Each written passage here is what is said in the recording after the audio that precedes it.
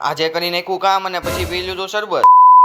જય માતાજી મિત્રો, આપણે ટ્યુશનમાંથી આવીને જોયું તો અહીંયા દરવાજો ફિટ કરવા વાળા ભાઈ આવ્યા હતા અને દરવાજાની સાથે સાથે આ ડ્રોમ પણ આ જગ્યાએ લગાડવાનું હતું. કાળા તડકાના ઈ ભાઈ કામ કરતા હતા, પછી ઈ બધાને પાણી આપી દીધું. આ બાજુ ડ્રોમ લગાડતા હતા ને અહીંયા તો આવ્યા ભેગી ગરમી લાગવા માંડી. આવી ગરમીમાં આ બાજુ ડ્રોમ લગાડવાનું કામ ચાલુ હતું ને અહીંયા છાયામાં ઉભો તોય ગરમી લાગે છે. આ બાજુ ડ્રોમમાં એક સાથે 1 કિલો એક્સ્ટ્રા મારી દીધો એટલે કઈ વાંધો ન આવે. ફાઇનલી ડ્રોમનું કામ કમ્પ્લીટ કરી નાખ્યું. હજી દરવાજો ફિટ કરવાનો તો બાકી છે, તો આ બાજુ ઈ કામ ચાલુ કરી નાખ્યું દરવાજા ફિટ કરવાનું. એ ભાઈ વ્યવસ્થિત રીતના દરવાજા ફિટ કરવાનું કામ ચાલુ કરી નાખ્યું ને આપણે પછી આ બાજુ લઈ આવ્યા લીંબુ શરબત. ગરમીમાં એનર્જી આવી જાય ને.